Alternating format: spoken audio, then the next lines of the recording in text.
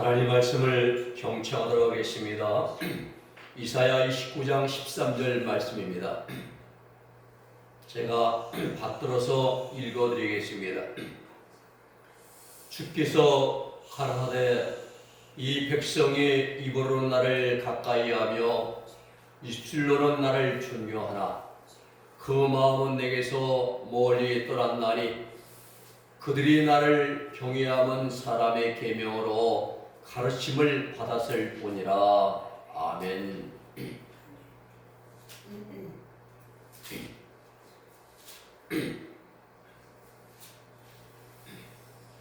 우리가 부흥회 때나 또 말씀을 풀어서 전하는 사경회 때나 또는 교회에서 말씀을 들을 때에 아멘을 크게 하는 사람들을 우리는 이제 종종 보게 됩니다. 이 사람들 눈에는 믿음이 있고 신앙이 좋은 사람으로 이제 보여집니다. 물론 신앙이 있고 믿음이 있기에 아멘 하는 것이죠. 근데 문제는 그 다음에 발생을 합니다. 아멘은 잘하는데 생활 속에서 그 아멘의 삶을 살아가지를 않는다는 게 문제입니다. 무엇이 문제입니까? 말과 행동의 문제입니다. 입술의 말과 삶을 살아가는 생활 가운데서 큰 갭이 생기게 되는 겁니다.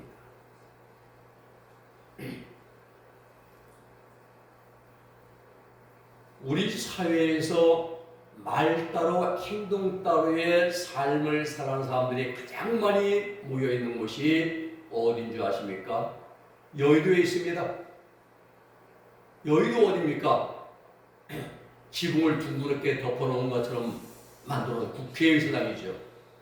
그렇습니다. 정치인들은 자신들에게 도움이 되고 표가 될 것만 같으면은 필공짜 빈 약속을 공약을 나고 남발합니다. 무엇 때문에 그럽니까? 표 때문에.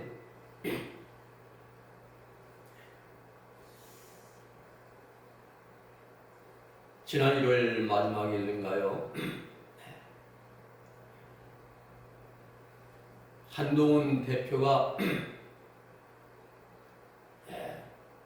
수원 경부선 지하철을 지하화하겠다고 선거공약을 발표해. 그 다음 이재명 대표, 그 다음들은 나는 그것뿐이 아니라 당산철교, 잠실철교, 동호대교, 동작대교, 청담대교 다 지하화하겠다는 겁니다.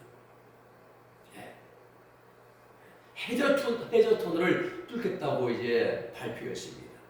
이는 한마디로 사업 성공과 현실 가능성을 고려하지 않은 포퓰리즘 그러한 공약에 불과할 뿐입니다. 이런 사람들이 한 달에 1,350만 원의 월급 받는 자들입니다. 문제는 우리 신앙생활도 이러한 자들이 많다는 사실이에요. 입술로만 아멘한 자들이에요. 말씀으로 아멘하면 잘하는데 입술로만. 물론 사람들은 립서비스를 하면서 삶을 살아가게 되어 있습니다. 그러나 그 립서비스가 더 심해지면 곤란합니다. 매너리즘에 빠지게 되는 것입니다. 아무 건성으로 의미도 진심이 없습니다. 그냥 건성으로 해답하고 하는 거예요. 예배 시간에 아무 의미도 감동도 없이 그저 아멘 하는 자들. 아멘의 다른 뜻은 확실하다, 진실하다, 견고하다, 그다음에 충성되다, 내가 믿습니다, 그렇습니다, 이런 건 이제 동사에 나온 들어간 단어입니다. 아멘은 감탄사로 그렇게 될지어다 라는 의미를 가지고 있습니다. 또 다른 사람의 말에 동의할 때도 아멘으로 화답합니다. 특히 하나님의 약속이 성취될 것을 확신한다는 의미로서 아멘 이렇게 하는 것입니다. 하나님 말씀을 들을 때, 찬송 부를 때에, 기도할 때에 우리는 아멘을 사용합니다. 찬송보다 아멘 나오죠. 성령의 감동으로 이루어지는 것입니다. 그냥 되는 거 아니에요. 우리 예수님 말씀을 들을 때 성령의 감동으로 아멘, 아멘 하는 것입니다. 근데 문제는 하나님 앞에서 아멘은 잘하는데 삶의 현장에 가서는 그 고백한 아멘의 신앙으로 삶을 살아가지 않는다는 사실입니다. 그래서 오늘 많은 기도인들의 믿음이 입술 믿음으로 전락하고 말았습니다. 한마디로 정리하면 말 따로 행동 따로입니다. 네. 오늘 본 말씀은 오늘 말씀을 중심으로 말따 행따 말 따로 행동 따로 라는 제목으로 의제를 함께 나누려고 합니다. 첫 번째는 입술로만 하나님을 공경합니다. 오늘 본문 13절 말씀 상반에 이렇게 말씀하십니다. 주께서 가라사대 이 백성이 입으로는 나를 가까이하며 입술로 나를 존경하라. 입으로 나를 가까이하는 취하고 입술로 나를 존경하는 것 같이 한다 이 말입니다. 말로는 그럴듯하게 대답을 하고 누가 보아도 반드시 깍듯이 공손하게 하나님을 존경하는 말로 존경하는 처럼 그렇게 행동한다는 것입니다. 그렇습니다. 본래 외식하는 자들이 더 그럴듯해 보이도록 행동을 합니다.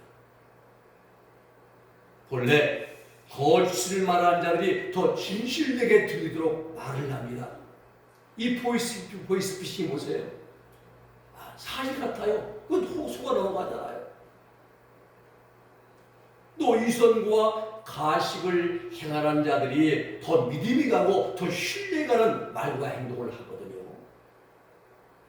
그래서 많은 사람들이 그들에게 속임을 당하고 손해를 당하고 피해를 봅니다.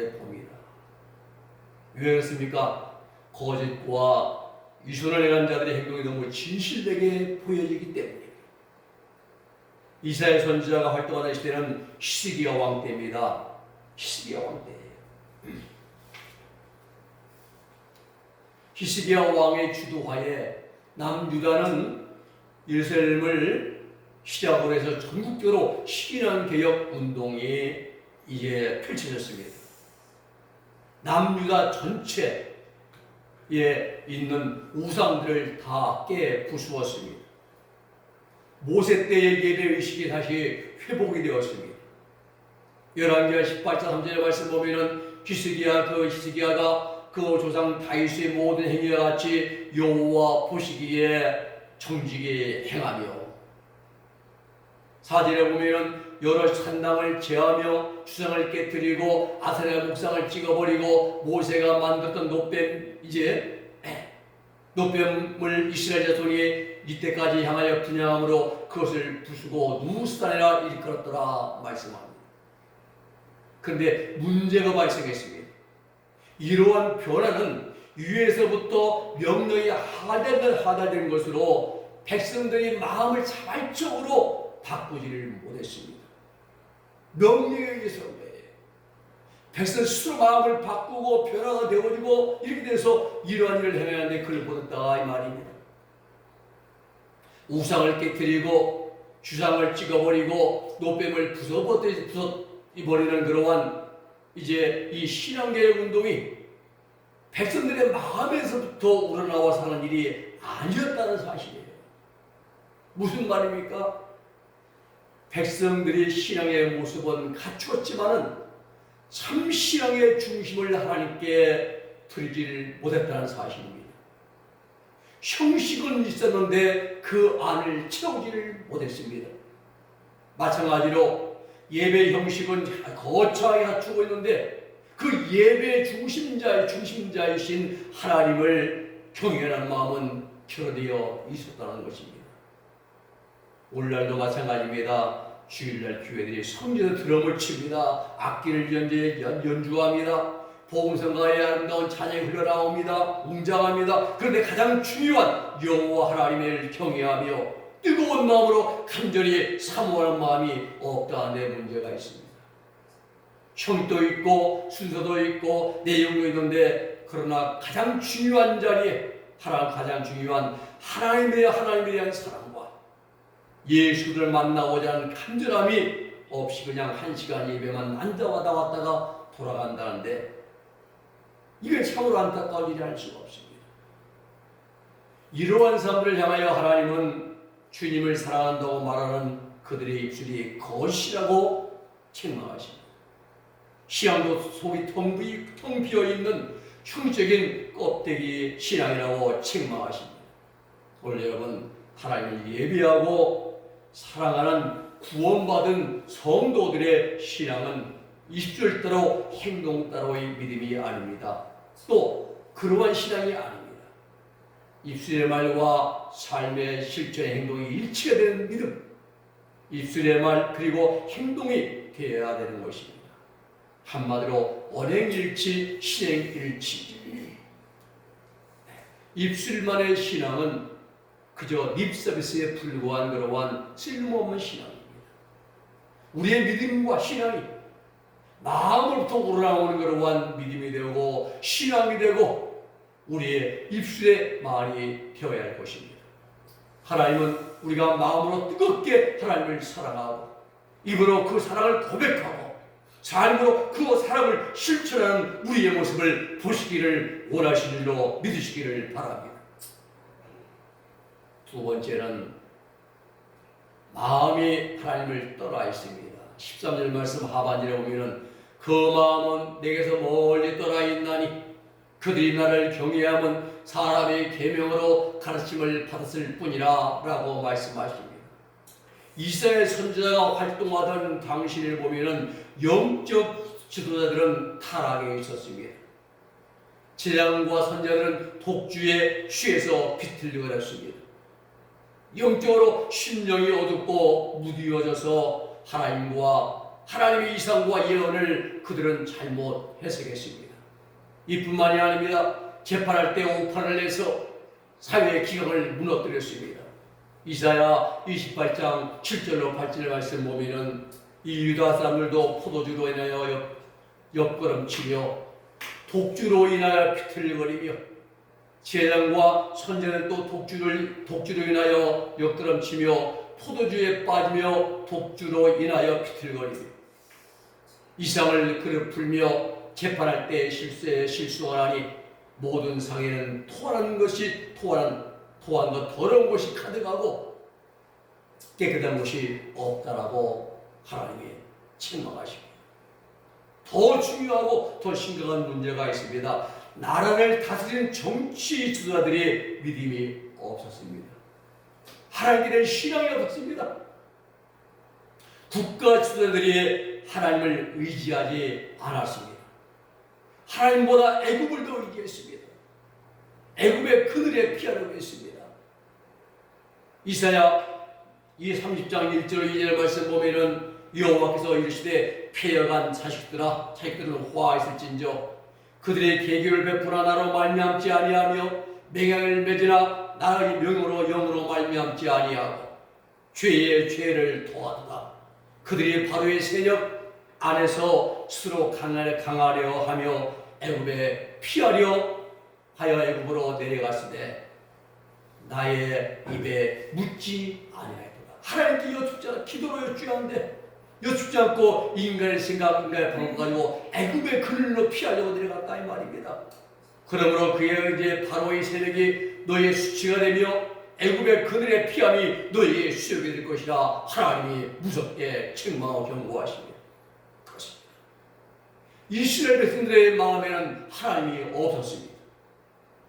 겉으로만 경건한 척했습니다. 겉으로만 기도할 척했습니다. 겉으로만 열심히 할 척했습니다. 오늘날 겉으로 믿음이 좋아 보이고 기도 열심히 하는 것 같고 교회에 열심을 내어 봉사하는 것 같은데 그 마음이 하나님을 떠나 있는 자들이 너무나 많다는 사실입니다. 이런 자들의 특징은 하나님을 믿고 의지하고 순종하는 신앙보다 육신의 정과 욕망을 더 즐기고 좋아하는 그러한 삶을 살아가요. 이러한 사람들은 교회에 나와서 신앙생활을 한다 하지만은 육신의 정욕이 최고의 행복이라고 착각을 합니다. 오늘 여러분, 하나님 믿는 성도들은 하나님의 가르침을 받아야 됩니다. 하나님보다 인간의 가르침이나 교훈을 더 중요시하면 안 됩니다. 하나님 믿고 의지하고 순종하는 그러한 성도의 신앙은 인본주의 신앙이 되면 안 됩니다. 반드시 신본주의 신앙이 돼야 돼요. 교회가 오래되다 보니까 인본주의 사상이 들어와요. 전통주의 사상이. 그러나 우리는 성경주의가 돼야 됩니다. 디모데전서 4장 1절에 말씀합니다. 그러나 성령이 밝히 말씀하시기를 후일에 어떤 사람들이 믿음에서 떠나서 미혹해하는 영과 귀신의 가르침을 쫓으리라 하셨으니 말씀합니다. 우리는 이걸 조심해야 됩니다. 하나님의 백성은 하나님의 가르침을 받아야 돼요. 그래야 영원히 살고 신앙이 이제 심령이 회복되어지고 나의 삶이 바꾸어지게 됩니다. 주님은 누가복음 18장 8절에서 그러나 인자가 올 때 세상에서 믿음을 보겠느냐. 물론 이 말씀은요, 주님의 초림도 이제 해당되지만은 재림 때에 해당되는 말씀이죠. 인자가 올 때 세상의 믿음을 보겠느냐. 주님께서 다시 세상에 오실 날이 가까워질수록 많은 사람들이 믿음도 떠나고 신앙도 버리고 하나님 의지하는 마음도 다 떠날 것입니다. 식을 것입니다. 그리고 세상 유혹을 쫓아갈 것입니다. 사도 바울은 이러한 자들이 에베소 2장 1절에서 말씀하십니다. 그때 너희가 그 가운데서 행하며 이 세상 풍속을 쫓고 공중권세 잡은 자를 따랐으니 곧 지금 불순종의 여아들들 가운데서 역설한 영이라 말합니다. 우리는 구원받은 성도들은 주님이 다시 오실 날이 가까우면 가까울수록 더욱더 조심해야 됩니다.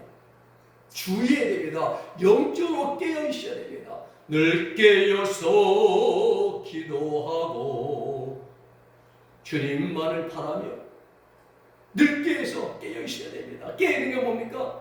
죄를 멀리하고 의를 행하는 삶이 깨는 삶이에요.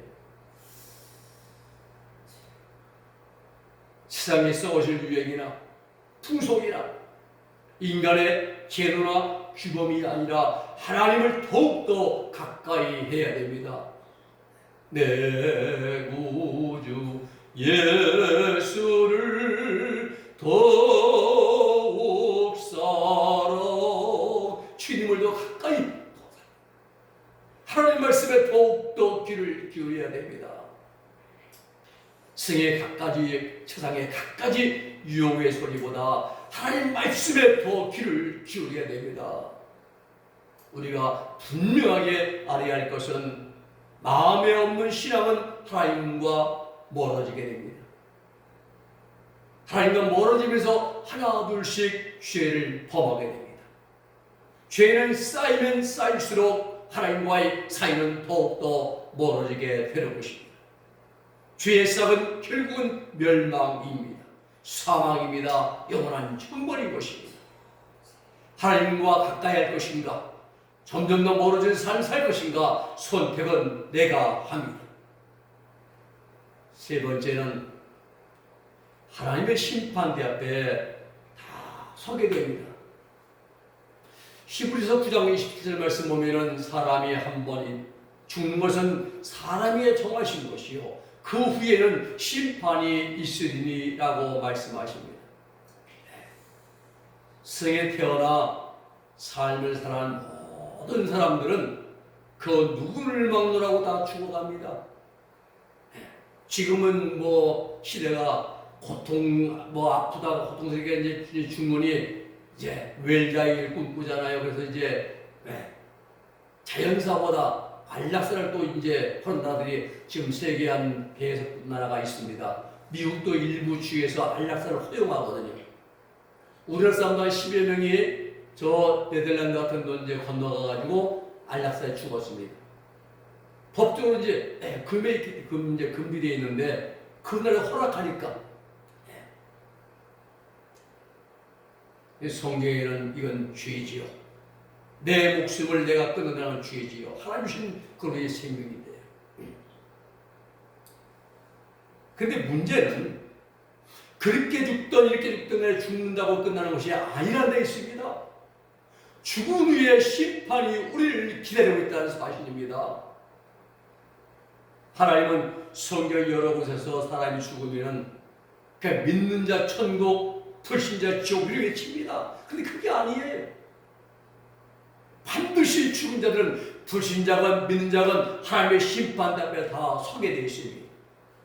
고린도후서 5장 10절에 말씀하시기를 이는 우리가 다 그리스도의 심판대 앞에 드러나 각각 선악간에 그 몸으로 행한 것을 따라 받으려 함이라. 그리스도의 심판대 앞에 서게 됩니다. 로마서 14장 10절의 말씀에 보면은 내가 어찌하여 내 형제를 판단하느뇨 어찌하여 내 형제를 업신여기느뇨 우리가 다 하나님의 심판대 앞에 선다 했습니다. 죽은 후에 그냥 죽는 게 아닙니다. 반드시 하나님의 심판대를 거치게 되어 있어요. 세상에서 목숨이 끊어진 자들, 즉 죽은 자들 모두가 다 하나님의 심판대 앞에 서서 선악간의 심판을 받게 된다고 성경은 말씀합니다. 그렇습니다. 지금은 어떤 사람이 신앙이 좋은지 믿음이 좋은지 우리는 잘 모릅니다. 우리 눈에 보이는 것이 겉모습뿐이기 때문에 껍데기만 보면 우리 껍데기에 보는 것이에요. 그러나 우리 심령골수를 쪼개고 뼛속까지 감찰하시는 하나님은 다 알고 계십니다. 그리고 이런 우리의 믿음과 신앙의 삶을 총결사할 때가 있습니다. 그때가 언제입니까? 죽은 후입니다. 어디에서? 하나님의 심판 때, 그때의 심판 때 앞에서입니다. 그러므로 지혜로운 성도들은 죽음 후에 있게 될 심판을 염두에 두고 하루하루 삶을 살아갑니다. 살아가야 되는 것이죠. 살아있을 때는 우리가 얼마든지 변할 수가 있습니다. 살아있을 동안 내가 돌이킬 수가 있습니다. 살아있는 동안 언제든 내가 바뀔 수가 있습니다. 그러나 죽은 후에는 기회가 없습니다. 단 한 번의 기회도 주어지지 않습니다. 우리 믿는 자들이 흔히 범하기 쉬운 그러한 일 가운데 한 가지가 말다 왕따예요. 말따로 행동 따라 말따 행따입니다. 입술의 말과 행함의 삶이 서로 엇박자를 일으킵니다. 입술로는 사랑합니다 나의 하나님, 사랑합니다 나의 예수님 하는데 입으로는 예 아멘은 사랑하는데 살아가는 삶에 있어서는 정반대의 삶을 살아가는 분들이 많다는 사실입니다. 이런 사람들의 믿음을 뭐라고 하느냐 하면은 입술 믿음이에요. 입술, 립 서비스의 믿음입니다. 말로만. 우리는 이러한 믿음이 되어서 안 됩니다. 예하고 아멘하고 대답한 그 믿음을 내 생활 속에서 실천해 나가는 우리의 믿음과 신앙이 되어야 줄로 믿습니다. 입술로만의 믿음은 하나님의 심판대를 할 때 무섭게 책망을 받게 될 것입니다. 우리는 돌이켜야 됩니다. 그리하여 하나님의 심판대로 서는 날 책망이 아니라 칭찬받는 믿음과 신앙과 순종의 사람들이 다 될 수 있기를 우리 예수님의 이름으로 축복해 드립니다. 기도하겠습니다. 거룩하신 아버지 하나님 감사합니다. 우리가 삶을 살아가는데 하나님 앞에 나와서 아멘하고 이해하고 또 하나님 우리 삶 속의 신앙을 삶 생활 속에서는 정반대의 삶을 살아가는 자들이 얼마나 많이 모를 때에 우리는 삶과 우리 믿음과 신앙과 입술의 말이 일치되는 삶을 살게 하여 주시옵소서. 항상 그리하여 우리 하나님 입술의 고백대로 우리 삶을 살아가서 열매를 통해 하나님이 원걸로 드리고 하나님 앞에 서게 될 때 칭찬받는 믿음과 신앙이 될 수 있도록 우리 은혜의 모든 성도들에게 구신목과 은총을 내리워 주시옵소서. 예수님의 이름으로 기도 올리옵나이다. 아멘.